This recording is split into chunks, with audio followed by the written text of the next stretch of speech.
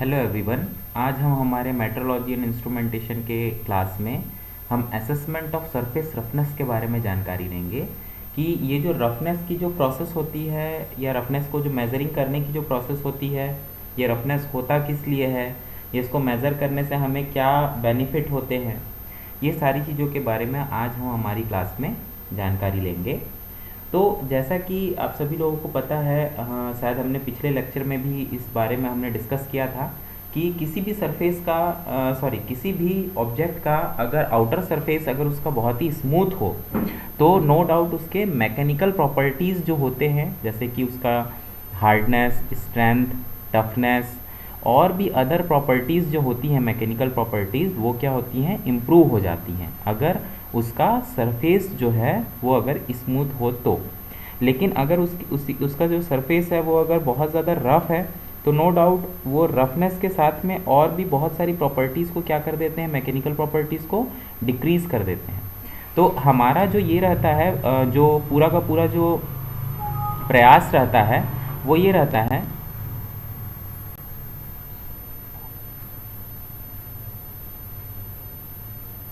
तो हमारा जो प्रयास रहता है वो ये रहता है कि हम हमारे ऑब्जेक्ट का जो सरफेस है, हम हमारे ऑब्जेक्ट के सरफेस को ज़्यादा से ज़्यादा हम क्या रखें, स्मूथ रखें, फ्लैट रखें, स्मूथ रखें। तो जैसा कि देखिए यहाँ पर स्क्रीन में लिखा हुआ है सरफेस रफनेस। तो यहाँ पर हम पढ़ते हैं इसके डेफिनेशन के बारे में। देखिए लिखा हुआ है average of vertical deviation from nominal surface over a specified length surface, है ना। तो यहाँ पर देखिए एक लाइन यहाँ पर खींचा हुआ है। इस लाइन को हम क्या बोलते हैं, मीन लाइन बोलते हैं या नॉमिनल सरफेस बोलते हैं। अब ये लाइन क्या कहलाएगी, ये हॉरिजॉन्टल लाइन है तो इसलिए हम इसे क्या कहेंगे, एक्स एक्सिस की लाइन कहेंगे। और एक लाइन वर्टिकल एक्सिस की रहेगी, उसे हम क्या कहेंगे, वाई एक्सिस की लाइन कहेंगे। अब दो पॉइंट को हम ले लेंगे, उस पॉइंट के बीच में हम सारे ups and downs, peaks and valley या क्रस्ट एंड ट्रफ की हम क्या करेंगे, ऑब्जर्वेशन करेंगे। तो जिस डिस्टेंस जो दो पॉइंट का जो डिस्टेंस रहेगा उसे हम किससे डिनोट करेंगे, एल से डिनोट करेंगे। Okay, mean length, okay, mean length या लेंथ एल से हम डिनोट करेंगे। अब देखिए जो ऊपर की ओर जो इस मीन लाइन या नॉर्मल सरफेस से जो ऊपर की ओर जो बढ़ा हुआ सरफेस है उसे हम क्या कहेंगे, वर्टिकल डेविएशन या एक्चुअल सरफेस हम कहेंगे। और जो नीचे की ओर जो गया हुआ रहेगा उसे हम क्या कहेंगे, डीप डेविएशन या डीप सरफेस हम कहेंगे। ओके, तो देखिए यहाँ पर लिखा हुआ है sampling length, it is the length of profile necessary for the evaluation of irregularities to be taken in account, also called as cutoff length. It is measured parallel to direction of profile. तो देखिए इसमें क्या होता है कि sampling length में हम क्या करते हैं कि जैसा कि अभी हमने देखा है कि एक मीन लाइन हम बनाते हैं और उससे ऊपर और उसके नीचे के जितने भी सरफेस आ रहे हैं उसकी हम क्या करते हैं, ये डिविजन्स जो आपको दिख रहा है, ये डिविजन्स बना करके हम उसका क्या करते हैं, ऑब्जर्वेशन करते हैं। इसके ऑब्जर्वेशन करने का और दो फॉर्मूला होता है। एक होता है CLA मेथड, जिसे कि हम सेंटर लाइन एवरेज मेथड भी कहते हैं, और एक होता है RMS method, root mean square method. तो दोनों के अपने अपने फॉर्मूले हैं, उस फॉर्मूले के माध्यम से हम दोनों की वैल्यू को फाइंड आउट करते हैं। तो आइए हम देखते हैं दूसरा फिगर क्या है हमारे पास में। देखिए दूसरा फिगर है सरफेस कैरेक्टरिस्टिक के बारे में बताया गया है। तो यहाँ पर देखिए ये किसी भी सरफेस का ये माइक्रो स्ट्रक्चर लिया गया है। ओके, और देखिए इसका जो ये एक किनारा जो है, इसका जो एक जो किनारा जो है, एक जो एड्ज जो है, देखिए उसमें क्या चीज़ बताया जा रहा है, रफनेस, हाइट। तो इसी वेव को हम यहाँ पर लेते हैं, जो हमने अभी जो पिछला फिगर में देखिए ये जो डायग्राम आप लोगों को दिख रहा है ना इस प्रकार से, तो ये दरअसल एक सरफेस है, इस प्रकार से एक बड़ा सा ऐसा चौकोन सा एक सरफेस है जिसके के एक किनारे को हम क्या कर रहे हैं, स्टडी कर रहे हैं, किनारे को हम स्टडी कर रहे हैं। तो देखिए ये किनारा है, ये किनारे को ही हम स्टडी कर रहे थे। तो देखिए वेवीनेस हाइट यहाँ पर लिखा हुआ है, रफनेस हाइट यहाँ पर लिखा हुआ है, और रफनेस का विड्थ भी है कि एक एक का विड्थ कितना है। अब इसमें सेम हम क्या करेंगे, मीन लेंथ लेंगे, एक एवरेज लाइन हम खींचेंगे, उस लाइन के ऊपर का जो भी पीक या वैली जो भी रहेगा उसे हम आइडेंटिफाई करेंगे, उसमें हम डिवीज़न करके उसकी हम और भी बाकी चीज़ों को हम क्या करेंगे, स्टडी करेंगे। अब देखिए इसमें और कौन कौन सी चीज़ें यहाँ पर पार्टिसिपेट करती हैं और कौन कौन सी चीज़ें यहाँ पर हमें देखने को मिल रही है। एक होता है फ्लॉ। फ्लॉ का मतलब होता है क्रेक या पिट जो रहता है उस किसी भी एक सरफेस में, उसे हम क्या बोलते हैं, फ्लॉ कहते हैं। ये हो गया एक ले डायरेक्शन। ले डायरेक्शन मतलब जो भी इसमें इरेगुलरिटीज़ है वो किस पैटर्न में है, तो जो भी पैटर्न का डायरेक्शन होगा उसे हम क्या कहेंगे, ले डायरेक्शन कहेंगे। ओके, ले डायरेक्शन कहेंगे। रफनेस हाइट, वेवीनेस हाइट, ले डायरेक्शन, फ्लॉ, ये रफनेस विड्थ हो गया, वेवीनेस विड्थ हो गया, रफनेस विड्थ कट ऑफ हो गया। Okay, roughness width cut off हो गया। अब हम आगे देखते हैं, इसके आगे में ये ओके, ये देखिए ये एक डायग्राम है जो कि हमें स्कीमेटिक फिगर बता रहा है किसी भी सरफेस रफनेस मेजरमेंट इंस्ट्रूमेंट के बारे में। देखिए यहाँ पर क्या है कि किसी भी सरफेस का देखिए इरेगुलरिटी हमें देखने को मिल रहा है ना। और ये देखिए ये इंस्ट्रूमेंट है और इस इंस्ट्रूमेंट का ये प्रॉब निकला हुआ है। इस प्रॉब को हम क्या बोलते हैं, स्टाइलस भी हम कहते हैं। ओके, तो ये स्टाइलस को हम क्या करते हैं, ये स्टाइलस बहुत ज़्यादा सेंसिटिव होता है, ये ऑलमोस्ट 0.0001 mm तक के का सेंसिटिव होता है ये स्टाइलस। अब ये स्टाइलस को हम क्या करते हैं, इस रफ सरफेस में हम क्या करते हैं, मूव करते हैं। तो इस रफ सरफेस में जैसे जैसे ये मूव होता है स्टाइलस या प्रॉब हमारा, तो ये इंस्ट्रूमेंट भी क्या होता है, अप डाउन होता है। और ये इंस्ट्रूमेंट का मूवमेंट जो रहता है ये इलेक्ट्रिकल सिग्नल में कन्वर्ट होकर के ये किस में चला जाता है, एम्पलीफायर में चला जाता है। और एम्पलीफायर से फिर ये किस में चला जाता है, सिस्टम में चला जाता है। और सिस्टम फिर इसको अपने दूसरे माध्यम से ये क्या करता है, डिस्प्ले करता है। या तो ये अपने स्क्रीन में इस चीज़ को आउटपुट डिस्प्ले करेगा, या नहीं तो फिर ये प्रिंट आउट के माध्यम से हमें ये एक सिग्नल बताएगा कि कितना इरेगुलरिटी हमें देखने को मिल रहा है। ये जनरली आजकल जो हमारे जो माइक्रोस्कोप होते हैं उस माइक्रोस्कोप में भी ये इरेगुलरिटीज़ का आप जो है वैल्यू को यहाँ पर आप देख सकते हैं, चेक कर सकते हैं इरेगुलरिटीज़ को। तो ये माइक्रोस्कोप में भी ये वैल्यू माइक्रोस्कोप में भी ये स्पेसिफिकेशन, ये फीचर्स अवेलेबल रहता है कि किसी भी सरफेस के आप रफनेस को क्या कर सकते हैं, आइडेंटिफाई कर सकते हैं, या उसके रफनेस के रेंज को आप क्या कर सकते हैं, ऑब्जर्व कर सकते हैं, स्टडी कर सकते हैं। तो ये दरअसल एक इंस्ट्रूमेंट का एक लेआउट डायग्राम है कि किस तरीके से एक इलेक्ट्रिकल या इलेक्ट्रॉनिक्स इंस्ट्रूमेंट जो है वो किस तरीके से किसी भी सरफेस के रफनेस को आइडेंटिफाई करके वो सिस्टम में किस प्रकार से कन्वर्ट करता है। ओके, तो इसके बारे में अभी हम आगे भी जानकारी लेंगे with the help of proper diagram and proper theory. आइए हम अगला देखते हैं, अगला फिगर देखते हैं। देखिए ये भी एक स्टाइलस, ये भी एक टॉमलिसन रफनेस मेजरिंग इंस्ट्रूमेंट है। ये टॉमलिसन रफनेस मेजरिंग इंस्ट्रूमेंट है। देखिए इसमें क्या रहता है, एक मैग्नेटिक कोर लगा रहता है जो कि ई शेप का रहता है, ई शेप का रहता है, और जिसमें कि क्या लगे रहते हैं, इंडक्शन कॉइल्स लगे रहते हैं। ओके, और इस इंडक्शन कॉइल के साथ में एक पिवॉट लगा रहता है, और पिवॉट के साथ में ये स्टाइलस भी क्या रहता है, अरेंज्ड रहता है, एंगेज्ड रहता है। अब ये जो स्टाइलस है हम क्या करते हैं, वर्क सरफेस में हम इसे क्या करते हैं, मूव कराते हैं वर्क सरफेस में। तो स्टाइलस को जब हम वर्क सरफेस में मूव कराते हैं तो मूव कराने के बाद में हमें क्या देखने को मिलता है, ये जो मैग्नेटिक कोर है ये जितना भी अप डाउन होगा तो ये क्या करेगा, ये जो भी अपने अप डाउन है ये इंडक्शन कॉइल में हमें देखने को मिलेगा, है ना। और इंडक्शन कॉइल जो भी अप डाउन रहेंगे वो इंडक्शन कॉइल क्या करेगा, वो सिस्टम में जाकर के उसे सेंड कर देगा, और वो सिस्टम फिर उसे एम्पलीफाई करके या डीमॉड्यूलेट करके उसको किसी भी कंप्यूटर सिस्टम या प्रिंट आउट के माध्यम से हमें ये जानकारी देगा कि हमारा जो वर्क सरफेस है उसमें किस लेवल का या किस रेंज का, किस लिमिट का इसमें सरफेस रफनेस हमें देखने को मिल रहा है। और देखिए ये जो है ये किसी एक पर्टिकुलर डायरेक्शन पर ये मूव करता है। जनरली हम इसे मूव कराने के लिए हम रोबोटिक आर्म का हम यूज़ करते हैं, क्योंकि रोबोटिक आर्म में वाइब्रेशंस कम होते हैं और वो बहुत ही अच्छे से फाइन तरीके से, स्मूथ तरीके से ये स्टाइलस को एक जगह से दूसरे जगह बहुत ही केयरफुली ये ट्रैवल करवा सकता है। तो हम क्या करते हैं, रोबोटिक आर्म का हम जनरली यूज़ करते हैं। हम अगर अपने मैनुअली अगर हम अपने हाथ से, हैंड से, अगर हम अपने आर्म से अगर हम करना चाहें तो ये मेरे ख्याल से वाइब्रेशन होने की वजह से वैल्यूज़ को जो है बहुत ज़्यादा फ्लक्चुएट कर देगा। तो इसीलिए हम इसकी रीडिंग करने के लिए हम हमेशा रोबोटिक आर्म का यूज़ करते हैं। ये Tomlinson roughness surface roughness measuring instrument है। ओके, अब हम अगला फिगर हम हमारा देखते हैं। ये है हमारा अगला फिगर। देखिए इस प्रकार से हमारा सरफेस रफनेस रहता है। हम किसी भी दो इंटरवल को हम लेते हैं। देखिए ये जो है डाउन है और ये जो है ये अप है ना। फिर ये डाउन है और ये फिर से क्या है, अप है। तो आप सभी लोगों को पहले भी ये जानकारी दी जा चुकी है कि जो अप्स रहते हैं उसे हम क्या कहते हैं, पीक कहते हैं, और जो डाउन्स जो रहते हैं उसे हम क्या कहते हैं, वैली कहते हैं। तो ये अप्स डाउन्स के माध्यम से क्या हो रहा है हमारे सामने में,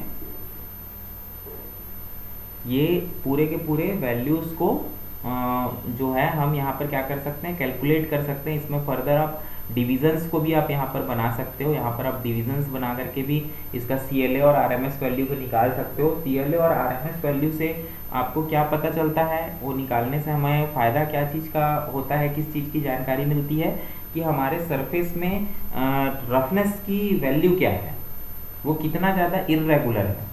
तो अगर हमें एक ऑब्जेक्ट की अगर रफनेस की अगर वैल्यू मिलती है तो उसके सापेक्ष में, उसके रिस्पेक्ट में हम दूसरे वैल्यू के साथ में हम क्या कर सकते हैं, कोरिलेट कर सकते हैं, कंपेयर कर सकते हैं, तुलना कर सकते हैं कि पहला ऑब्जेक्ट जो है वो ज़्यादा स्मूथ है या दूसरा ज़्यादा स्मूथ है। आइडल हम किसे लें, स्टैंडर्ड हम किसे लें, किसे हम क्वालिटी का प्रोडक्ट समझें, तो ये सारी चीज़ों का हम क्या कर सकते हैं, वहाँ पर आकलन कर सकते हैं। तो आइए हम और फिगर देखते हैं। ये भी दरअसल सरफेस रफनेस या सरफेस इरेगुलरिटी के बारे में ही यहाँ पर इस फिगर में भी हमें देखने को मिल रहा है, जो कि अलग अलग नॉमेनक्लेचर हैं। कहीं पर पीक को आरमैक्स बोला जा रहा है, कहीं पर डीप को YI बोला जा रहा है। तो इसमें आप कंफ्यूज नहीं होंगे, इसका नॉमेनक्लेचर आप खुद से भी अपने हिसाब से भी आप सेट कर सकते हैं। देखिए यहाँ पर जो पीक है कहीं पर नीचे में ही ये डाउन की ओर चला जा रहा है, बहुत कम डाउन, और कहीं पर ये बहुत ज़्यादा हाई जा रहा है। तो इसकी पीक की भी कोई एक बराबर लाइन नहीं है, ये एक मैक्सिमम पीक की लाइन खींच दी गई है, और ये देखिए ये वाली जो लाइन है ये मैक्सिमम डीप की लाइन है, गहराई की मैक्सिमम लाइन है। बल्कि देखिए बाकी जो गहरे गहरे जो हैं ये इसको टच भी नहीं कर पा रहे हैं, हाईएस्ट को, ओके, आरमैक्स को टच भी नहीं कर पा रहे हैं। और देखिए यहाँ पर जो है ये पीक का ये हाईएस्ट है, और ये जो है डीप का हाईएस्ट है, ओके। तो डीप का हाईएस्ट, पीक का हाईएस्ट को हम क्या बोलेंगे, आरमैक्स बोलेंगे, ओके। आइए अब हम अगला फिगर देखते हैं। अगला फिगर है देखिए आरएमएस का, रूट मीन स्क्वायर का। इसका फॉर्मूले को भी हम देखेंगे। तो रूट मीन स्क्वायर का देखिए ये जो ऊपर का जो हिस्सा रहता है, एक मीन लाइन हम खींच देते हैं। देखिए मीन लाइन को दिखा रहा है, रेड लाइन से इंडिकेट कर रहा है, और मीन लाइन और पीक ऊपर का जो हिस्सा निकला रहता है मीन लाइन के ऊपर में जो रहता है, तो ऊपर का जो सबसे चोटीला जगह रहता है, जो सबसे एड्ज वाला जगह रहता है, जो सबसे ज़्यादा टिप किस्म का जो लोकेशन है, पोजीशन है, उसे हम क्या कहेंगे, पीक कहेंगे। और जो नीचे का जो टिप किस्म का जो पोजीशन है उसे हम क्या कहेंगे, वैली कहेंगे। या जो लोवेस्ट पॉसिबल जो सरफेस रहेगा उसे वैली, और जो हाईएस्ट पॉसिबल सरफेस रहेगा उसे हम पीक से हम डिनोट कर सकते हैं। अब यहाँ पर आरएमएस, रूट मीन स्क्वायर की वैल्यू हमें निकालने के लिए फॉर्मूले की आवश्यकता पड़ेगी। सारे नोमेनक्लेचर्स को आप बहुत ही केयरफुली आप ऑब्जर्व करेंगे, है ना। ये RZN है, ये R है, RA है, ये X है, मूवमेंट का डायरेक्शन है, ये लेंथ है, मीन लेंथ है, जितने सरफेस को हमने क्या किया, कंसिडर किया है, ये लेंथ है। अब देखते हैं हम आगे का कुछ और फिगर्स को भी अब हम देखते हैं। ये देखिए ये एक फिगर है, कैलकुलेट द CLA, है ना। तो देखिए ये एक दरअसल इस प्रकार से एक सैंपल है, ये एक आपको न्यूमेरिकल समझाने का ये एक बहुत ही सिंपल सा एक एग्जाम्पल है कि किस प्रकार से आपको एग्ज़ाम में न्यूमेरिकल देखने को मिलेगा और किस प्रकार से आप उसे सॉल्व करेंगे, किस प्रकार से समझेंगे। तो इसके न्यूमेरिकल्स पर भी हम आएंगे आगे के लेक्चर में। CLA और RMS के न्यूमेरिकल्स भी आते हैं एंड सेमेस्टर एग्ज़ाम्स में, तो बहुत ही इजी रहते हैं, हार्डली 1 या 2 फार्मूलेज से वो बन जाते हैं। CLA और RMS का फार्मूला भी हमने पिछली लेक्चर में देखा था, और अभी भी हम देखेंगे CLA और RMS के फार्मूले को, तो जिसके माध्यम से हम क्या कर सकते हैं, बहुत ही आसानी से हम न्यूमेरिकल्स को सॉल्व कर सकते हैं। आइए देखते हैं, ये है RMS का फॉर्मूला। देखिए यहाँ पर देखिए H1, H2, H3, H4, है ना। तो RMS जो रहता है ये छोटे छोटे पोजीशन को निकालता है, और देखिए ये जो है ये है CLA, है ना। CLA जो रहता है ये बड़े बड़े जो हाईएस्ट पॉइंट है और डीप वाले जो पॉइंट है, इसे ये क्या करता है, फाइंड आउट करता है, ओके। तो देखिए ये H1, H2, H3, H4, H5, H6 इस प्रकार से ये कर रहे हैं हम। तो यहाँ पर the value of typically 11% higher than CLA और RA। तो ये जो RMS की वैल्यू रहती है ये हमेशा CLA से 11% के आसपास में क्या होती है, ज़्यादा होती है। ये भी एक हमें नोट में बताया जा रहा है ना। तो देखिए यहाँ पर हमने सरफेस रफनेस का एक मीन लाइन खींच दिया है। ये सरफेस रफनेस हर ऑब्जेक्ट में हमें देखने को मिलेगा, हर ऑब्जेक्ट में जब हम उसे माइक्रोस्कोपली क्या करेंगे, स्टडी करेंगे, तभी वो हमें देखने को मिलेगा। अन्यथा वो हमें देखने को नहीं मिल पाएगा। तो देखते हैं, देखिए यहाँ पर RMS का ये फॉर्मूला है रूट मीन स्क्वायर का, RMS का RA है ना, RA से भी इसे डिनोट किया जाता है under root H1 square plus H2 square plus H3 square plus जितने भी H हैं है ना, HN तक के स्क्वायर को यहाँ पर कंसिडर किया गया डिवाइडेड बाई N। N क्या रहेगा, नंबर ऑफ H रहेगा, मतलब कितने H को आप ऊपर में कंसिडर करे हैं उतने ही यहाँ पर N लिखेंगे। सपोज 5H को आप 5H को आपने कंसिडर किया है तो यहाँ पर N की वैल्यू क्या हो जाएगी 5। अगर यहाँ पर देखिए 6H तक के आपने कंसिडर किया, H1 से लेकर के H6 का स्क्वायर आपने किया है, तो यहाँ पर N की वैल्यू क्या हो जाएगी 6 हो जाएगी। ओके, तो इसके माध्यम से आप क्या निकाल सकते हो, रूट मीन स्क्वायर निकाल सकते हो। ओके, तो ये भी क्या बताता है कि किसी भी सरफेस का इर्रेगुलरिटी या रफनेस को ये डिफाइन करता है। ये देखिए ये है CLA वैल्यू।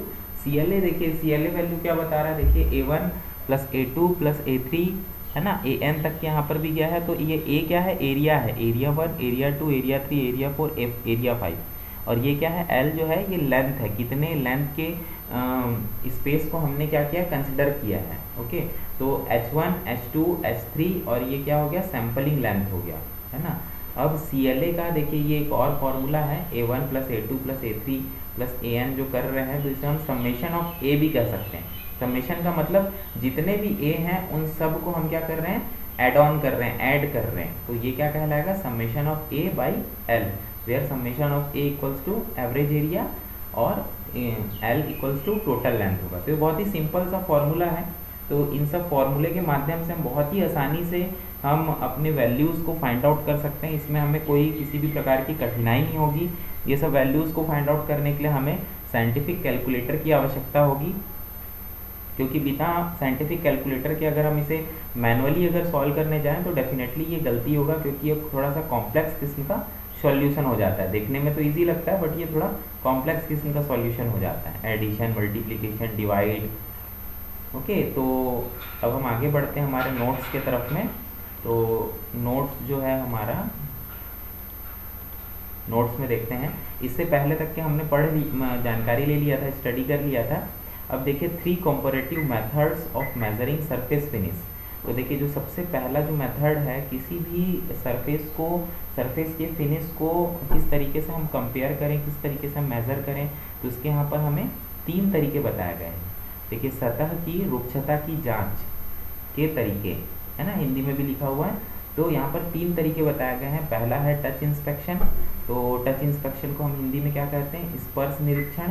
दूसरा है विजुअल इंस्पेक्शन, जिसे कि हम हिंदी में कहते हैं दृश्य निरीक्षण। और तीसरा है माइक्रोस्कोपिक इंस्पेक्शन, जिसे कि हम क्या कहते हैं, माइक्रोस्कोपिक निरीक्षण कहते हैं। ठीक है, तो और देखिए यहाँ पर अगला हेडिंग जो है वो है the various method of surface finish measurement. तो यहाँ पर अन्य कुछ प्रकार के और कुछ सरफेस फिनिश मेजरमेंट यहाँ पर बताए जा रहे हैं। जैसे कि पहला जो मेथड है वो क्या है, कंपैरिजन मेथड है, और दूसरा जो मेथड है वो क्या है, डायरेक्ट मेजरमेंट मेथड है। ओके, तो देखिए यहाँ पर जो पहला जो मेथड है कंपैरिजन मेथड, इसमें सीधी सी बात है कि हम क्या करेंगे, सबसे पहले कंपेयर करेंगे किसी भी 2 या 2 से ज़्यादा ऑब्जेक्ट को हम क्या करेंगे, कंसिडर करेंगे कि उसकी जो वैल्यू है, उसके वैल्यूज़ को हम एक वैल्यू को दूसरे वैल्यू के साथ में हम क्या करेंगे, कोरिलेट करेंगे। और कोरिलेट करने के बाद में हम ऑब्जर्व करेंगे कि उन दोनों के बीच में डिफरेंस क्या है ना। तो कंपैरिजन मेथड में यहाँ पर देखिए A और B यहाँ पर तकरीबन 6 प्रकार का यहाँ पर बताया गया है, 7 प्रकार का यहाँ पर बताया गया है। देखिए टच इंस्पेक्शन बताया गया है, दूसरा विजुअल इंस्पेक्शन बताया गया है, मतलब छू करके हम इंस्पेक्ट कर सकते हैं किसी भी सरफेस को, टच एंड फील करके। विजुअल मतलब देख करके हम ऑब्जर्व इंस्पेक्ट कर सकते हैं, इंस्पेक्ट का मतलब निरीक्षण। सी है माइक्रोस्कोपिक इंस्पेक्शन, मतलब माइक्रोस्कोप के जरिए भी हम क्या कर सकते हैं, इंस्पेक्ट कर सकते हैं। मतलब कि हम किसी भी ऑब्जेक्ट को माइक्रोस्कोप के जरिए हम उसे माइक्रोस्कोप में फिट करेंगे और उससे भी हम क्या कर सकते हैं, किसी भी ऑब्जेक्ट को हम इंस्पेक्शन कर सकते हैं। और क्या है, डी क्या है, सरफेस फोटोग्राफ, मतलब किसी भी सरफेस का हम फोटोग्राफ लेकर के भी उसे हम क्या कर सकते हैं, मैग्नीफाई कर सकते हैं। ऐसे डिजिटल कैमरे हमारे माइक्रोस्कोप में इंस्टॉल्ड रहते हैं, एडवांस्ड लेवल के जो माइक्रोस्कोप रहते हैं, जिसमें कि हम किसी भी सरफेस का हम फोटोग्राफ लेकर के उसे हम मोर देन 300-400 टाइम्स तक के हम मैग्नीफाई भी कर सकते हैं, बट उस वैसा जो सेटअप रहता है वो बहुत ज़्यादा क्या होता है, कॉस्टली होता है ना। अब देखिए ये क्या है माइक्रो इंटरफेरोमीटर है। ये माइक्रो इंटरफेरोमीटर भी एक ऐसा डिवाइस होता है जिससे कि हम किसी भी सरफेस के रफनेस या किसी भी सरफेस के इरेगुलरिटीज़ को हम क्या कर सकते हैं, ऑब्जर्व कर सकते हैं माइक्रो इंटरफेरोमीटर के द्वारा। देखिए एफ क्या है, वॉल एक सरफेस डायनेमोमीटर। ये डायनेमोमीटर क्या रहता है, ये भी एक किस्म का डिवाइस होता है, एक इंस्ट्रूमेंट होता है जिससे कि हम क्या कर सकते हैं, किसी भी छोटे से छोटे और बड़े से बड़े सरफेस का हम क्या कर सकते हैं, उसकी इरेगुलरिटीज़ या उसके सरफेस के रफनेस को हम क्या कर सकते हैं, आइडेंटिफाई कर सकते हैं, ऑब्जर्व कर सकते हैं। ध्यान रखिएगा कि ये सारी चीज़ें जो हम पढ़ रहे हैं, स्टडी कर रहे हैं, ये किसके अंतर्गत आते हैं, कंपैरिजन मेथड, तुलना विधि के अंतर्गत आते हैं। तो इसके अंडर में ये करीब करीब 7 पॉइंट्स हैं, डायरेक्ट मेजरमेंट के अंदर में और करीब करीब 3 पॉइंट्स हैं। तो अब ये जो 7 और 3 पॉइंट जो हैं, इसको आगे जो है हम थोड़े से और इलेबोरेट तरीके से हम पढ़ेंगे और ज़्यादा विस्तार पूर्वक हम पढ़ेंगे। तो देखिए ये वॉल एक सरफेस डायनेमोमीटर हमारा ये हो गया है। अब हम देखते हैं रिफ्लेक्टेड लाइट इंटेंसिटी मेथड। तो ये रिफ्लेक्टेड लाइट इंटेंसिटी मेथड क्या होता है कि हम इसमें क्या करते हैं कि हम लाइट को फोकस करते हैं किसी भी ऑब्जेक्ट में, और फोकस करने के बाद में हम ये देखते हैं कि जो लाइट जो है जितना ज़्यादा रफ रहेगा उतना ज़्यादा क्या करेगा, वो लाइट को कंज्यूम करेगा, और कंज्यूम करने के बाद में वो कितना कम लाइट को रिफ्लेक्ट कर रहा है, वो कितना कम लाइट को रिफ्लेक्ट करेगा, मतलब कि उतना ज़्यादा क्या है हमारा सरफेस रफ है, उतना ज़्यादा हमारा सरफेस क्या हो जाएगा, रफ हो जाएगा। जितना ज़्यादा वो लाइट को ऑब्जर्व करेगा उतना ज़्यादा क्या हो जाएगा, रफ हो जाएगा, और जितना ज़्यादा से ज़्यादा लाइट को वो रिफ्लेक्ट करेगा उतना ज़्यादा क्या रहेगा, वो स्मूथ रहे। नो डाउट ये बहुत ही कॉमन सा एक पॉइंट है कि जो स्मूथ सरफेस रहता है, जो चिकना सरफेस रहता है, वो क्या करता है, बहुत ज़्यादा स्मूथ होने की वजह से जो भी उसमें लाइट पड़ता है, जो भी उसमें किरणें पड़ती हैं सूर्य की या आर्टिफिशियल किरणें जो भी पड़ती हैं, वो क्या करता है, बिल्कुल प्रॉपरली जो है वो रिफ्लेक्ट कर देता है, रिफ्लेक्ट बैक कर देता है। और जो रफ सरफेस रहता है वो क्या करता है, रिफ्लेक्ट बैक नहीं कर पाता है ना, वो ऑब्जर्व कर लेता है लाइट को। अब हम देखेंगे डायरेक्ट मेजरिंग मेथड में। तो यहाँ पर है the various methods available under direct measurement are, है ना। तो जो डायरेक्ट तरीके से हम मेजरमेंट करते हैं उसमें यहाँ पर 3 तरीके यहाँ पर बताए गए हैं। ये स्टाइलस प्रॉप टाइप इंस्ट्रूमेंट बताया गया है पहला, दूसरा बताया गया है कैरियर मॉड्यूलेटिंग फ्रीक्वेंसी टाइप बताया गया है, और तीसरा है पिन्यूमेटिक इंस्ट्रूमेंट। पिन्यूमेटिक इंस्ट्रूमेंट, ये थोड़ा नाम आपको सुनने में थोड़ा नया लग रहा होगा। पिन्यूमेटिक का मतलब होता है जब हम मैकेनिकल और हाइड्रोलिक दोनों चीज़ों को जब हम कंबाइन कर देते हैं तो हम उसे क्या कहते हैं, पिन्यूमेटिक कहते हैं। मतलब मैकेनिकल फोर्स और इन लोड का तो ट्रांसमिशन होगा, but with the help of fluid, किसी तरल पदार्थ के माध्यम से हमें लोड या पावर का जब ट्रांसमिशन होता है तो हम उसे क्या कह सकते हैं, पिन्यूमेटिक कह सकते हैं। मतलब कि फ्लूइड और मैकेनिक्स दोनों का जब कॉम्बिनेशन होता है तब हम उसे क्या कहेंगे, पिन्यूमेटिक इंस्ट्रूमेंट्स या पिन्यूमेटिक कहेंगे। ओके, तो ये हो गया पिन्यूमेटिक इंस्ट्रूमेंट। तो अब हम देखते हैं इसमें से, देखिए ये एक मेथड है CLA मेथड, है ना। तो यहाँ पर लिखा हुआ है CLA method and RMS method of surface finish measurement. लिखा हुआ है तल चिकनाई मापन के लिए प्रयुक्त मध्य पक्ति औसत CLA एवं मूल मध्य वर्ग RMS विधि में अंतर स्पष्ट कीजिए, है ना। तो CLA और RMS के बीच में हमें क्या करना है, अंतर को स्पष्ट करना है, डिफरेंस हमें बताना है। तो RMS वैल्यू जो है इसे हम हिंदी में क्या कहते हैं, मूल माध्य वर्ग मान कहते हैं। ओके, RMS वैल्यू को। तो यहाँ पर देखिए इट इज़, ये क्या लिखा हुआ है RMS वैल्यू के बारे में कि it is square root of mean of the square of the ordinates of the surface measured from a mean line. इसका मतलब क्या हो रहा है कि ये ऐसे वैल्यूज़ का मीन स्क्वायर होता है जो कि हम डिविजन्स में जो हमने, देखिए यहाँ पर मैं आप लोगों को डायग्राम के माध्यम से दिखा देता हूँ, ये RMS वैल्यू है। तो ये जो डिविजन्स का ये क्या होता है, स्क्वायर के वैल्यू को हम क्या बोलते हैं, रूट मीन स्क्वायर कहते हैं। मतलब ये मीन, ये h1 h2 h3 का जो स्क्वायर होता है, इसे ही ये क्या करता है, अंडर रूट करके निकालने के बाद में जो वैल्यू आता है ना, उसे ही हम क्या कहते हैं, RMS कहते हैं। डिवाइडेड बाई n से तो करते ही हैं नंबर ऑफ टाइम से, मतलब कि mean of height, mean of all average height equals to RMS value होता है ना। यही चीज़ यहाँ पर बताया जा रहा है। तो as shown in figure the selected length L is divided into n equal parts, है ना।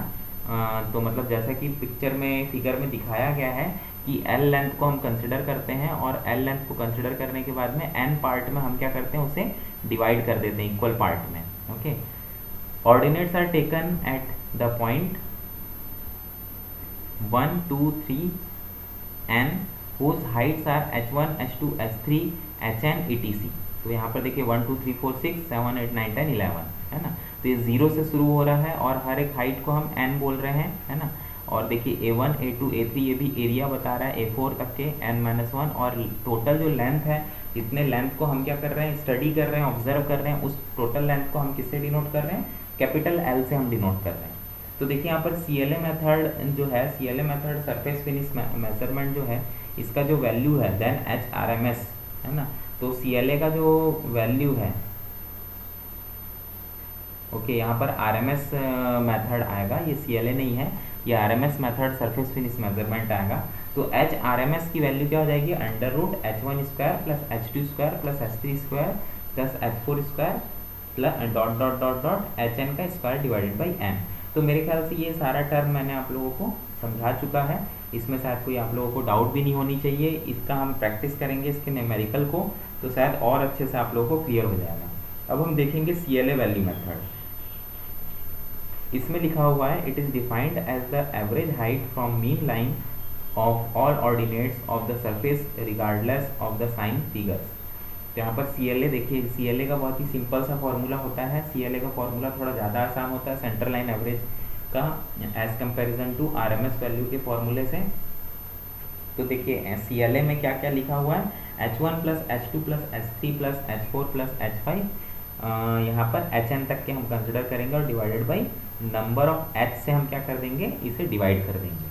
ये फॉर्मूले में अगर आप लोगों को फिर भी अगर कंफ्यूजन हो रहा होगा, तो इसमें परेशान होने की बात नहीं है। जब हम इसका न्यूमेरिकल बनाएंगे तो आपको और अच्छे से क्लियर हो जाएगा कि CLA और RMS को हम कैसे सेलेक्ट करें, कैसे हम इसके वैल्यूज़ को हम किस तरीके से हम लिखें, कैसे हम इसके न्यूमेरिकल को सॉल्व करें। तो जब हम न्यूमेरिकल जब बनाएंगे तब ये सारे डाउट आपके और अच्छे से क्लियर हो जाएंगे, है ना। तो यहाँ पर देखते हैं, एक ये डायग्राम को भी हम कंसिडर कर लेते हैं, देखते हैं। A neat sketch of Talysurf system surface meter and its working. Talysurf surface measuring instrument के कार्य करने के विवरण को स्वच्छ चित्र द्वारा समझाइए। तो यहाँ पर देखिए टेलीसर्फ सरफेस मेजरिंग इंस्ट्रूमेंट है, और इस इंस्ट्रूमेंट के द्वारा हम क्या करेंगे, किसी भी सरफेस के रफनेस को, इरेगुलरिटीज़ को हम क्या कर सकते हैं, आइडेंटिफाई कर सकते हैं। तो इसके मैकेनिज्म को मेरे ख्याल से मैंने अभी फिगर के माध्यम से आप लोगों को समझा दिया था। फिर भी एक बार हम इसके पूरे थ्योरी को पढ़ लेते हैं और उसके बाद में इसे समझ लेंगे। लिखा हुआ है, it is an electronic instrument working on carrier modulating principle. It provide surface texture data rapidly and accurately as shown in figure. देखिए इसका ये इलेक्ट्रिकल सिग्नल का भी यहाँ पर एक डायग्राम बनाया गया है, बहुत ही अच्छा है जो कि समझने के लिए।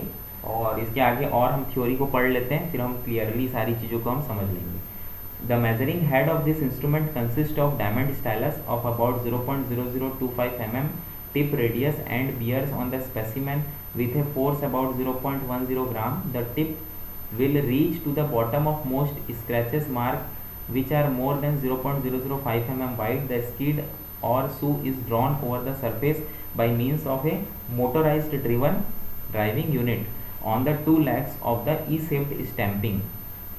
There are coils carrying on AC current.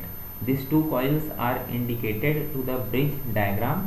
This vertical displacement is directly proportional to the current when the armature experiences any roughness sensitivity of tip of contact with surface. Then the E-shaped stamping also experiences movement vertically. This movement varies the value of the current, which is further amplified and demodulated to show both a pen recorder which gives recorded in a sheet of paper and another meter gives the roughness value in numeric digit directly। तो यहाँ पर देखिए ये बताया जा रहा है कि एक ई शेप का हम यहाँ पर क्या करते हैं, एक शेप का हम एक ब्रैकेट किस्म का लेते हैं और इस ई शेप में हम ये प्रॉब लगाते हैं, जिसे कि हम आर्मेचर भी कहते हैं, स्टाइलस भी कहते हैं। और इस स्टाइलस का जो सेंसिटिविटी रहता है वो 0.0001 mm तक की सेंसिटिविटी को ये सेंस कर सकता है, रीड आउट कर सकता है। और इसमें हम 0.01 ग्राम का हम इसमें लोड दे करके हम इसे क्या करते हैं, मूव कराते हैं। और ये कितने mm के विड्थ तक के ये अंदर की ओर जा सकता है, ये कितना ज़्यादा पॉइंटेड रहता है, 0.005 mm के विड्थ में भी ये क्या हो सकता है, एडजस्ट होकर के निकल सकता है। ओके, तो ये जैसे जैसे मूव करता है तो ये जो ई शेप्ड स्टैंपिंग जो है ये भी क्या करता है, ऊपर नीचे क्या करता है, मूव करते जाता है। तो जैसे जैसे ऊपर नीचे मूव करेगा तो इसके कारण से जो करंट जो यहाँ पर फ्लो हो रही है सिस्टम में, वो करंट में क्या आएगा, चेंजेस हमें देखने को मिलेगा। जैसे ये ई ऊपर नीचे होगा तो ये जो कॉइल्स इसमें लगे हैं उस कॉइल्स में भी क्या होगा, उसमें भी डिस्टरबेंस होने की वजह से वो सेंसिटिविटी को सेंस करेगा और ये हमें बताएगा with the help of digital meter या मैनुअल मीटर के ज़रिए हमें क्या बताएगा कि इसमें इस सरफेस में ये जो स्टाइलस है या जो आर्मेचर या प्रॉप जो है वो कितने इरेगुलरिटीज़ को या किस रेंज के इरेगुलरिटीज़ को एक्सपीरियंस कर रहा है, ये सारी वैल्यूज़ को हमें बताएगा। तो ये बहुत ही सिंपल सा है। देखिए इसके इलेक्ट्रिकल फिगर को भी हम समझ लेते हैं। देखिए यहाँ पर ये कैरियर है ना, ये क्या चीज़ है, स्टाइलस है जो कि व्हीट स्टोन ब्रिज के फंडे पर ये बना हुआ है ना। यहाँ पर देखिए सर्किट में ABCD बना हुआ है और देखिए यहाँ पर D और A से क्या चीज़ है, करंट जो है सप्लाई हो रहा है एम्पलीफायर में। तो जो भी सिग्नल देखिए ये जो कैरियर वाला जो ये लिखा हुआ है रफ सरफेस, तो कैरियर में जो भी सिग्नल आ रहा है व्हीट स्टोन ब्रिज से और ये एम्पलीफायर में जाकर के जो भी सिग्नल है उसे हम क्या कर रहे हैं, एम्पलीफाई कर रहे हैं। डी मॉड्यूलेटर में उसे हम क्या कर रहे हैं, उस सिग्नल की क्वालिटी को और इम्प्रूव कर रहे हैं। फिल्टर में उसे और अच्छे से हम इम्प्रूव करके मीटर में हम क्या कर रहे हैं, डिस्प्ले कर रहे हैं, पहला।